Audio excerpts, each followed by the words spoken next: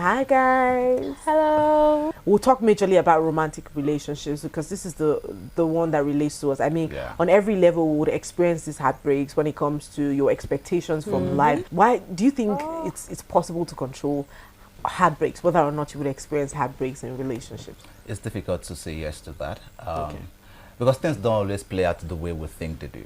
I mean, you might be having a very rosy relationship with a person, everything is going up beautiful and all of that, and you never really thought that anything could go wrong in this particular relationship. Everything is just so beautiful, it just looks so perfect, you know. But there could be some things that has been brewing up. It's either unchecked emotions, untalked about occurrences or stuff like that, and sometimes it just builds up or piles up. Or one person in the relationship, you know, is doing something that is not, you know, part of the value of the relationship that you're already holding on to. And then sometimes when it blows up into the person's face, into the other partner's face, it becomes sometimes unforgivable, you know, because you never expected that this person could be doing this thing. One clear example is one person may be cheating, clear example. But in front of the both partners, the both of them are presenting themselves to be very comfortable within themselves, very satisfied within themselves. We know one to another person, but one person might just be seeing some other person differently. And once that blows up, you know, it becomes very much, it becomes heartbreaking. You see it as a betrayal. I believe that if the person was someone you genuinely loved, you will certainly be broken. You will certainly feel that pain. I feel if you don't go through that, because I believe life is in phases, you know, same with love. So once that thing comes to an end, you are supposed to feel something. But again, for most people, when it looks like they didn't go through that pain phase, most of the time it's because they might have already expected it long before now.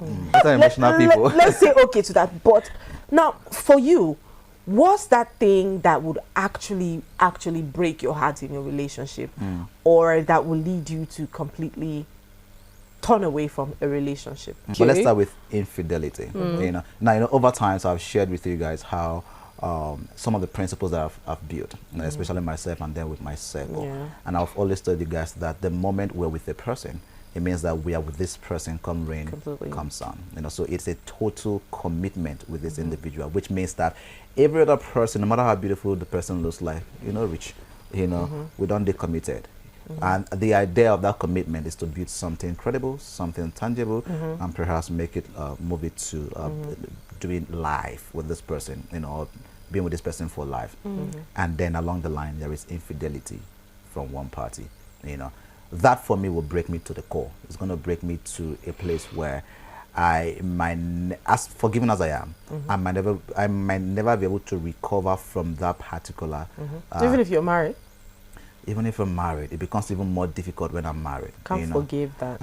Ah, come on. We're just dating and you're already cheating. What's there for me again? We move. So when the marrying go change. Oh really? I mean, change now. By the way, I won't give you enough space to change. When you've changed far away, then maybe not. But cheating is certainly a deal breaker for me.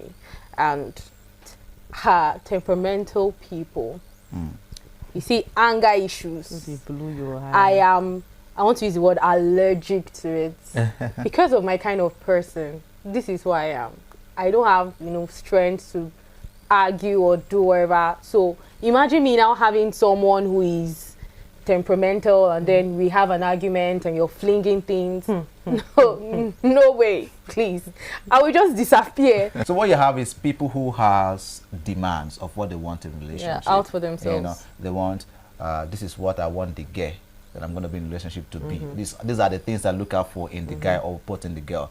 And then you forget yourself. Who you're supposed to be. You know, because it's a two-way street. I'm in a relationship with you. You're in a relationship with me, which means you're going to do your part.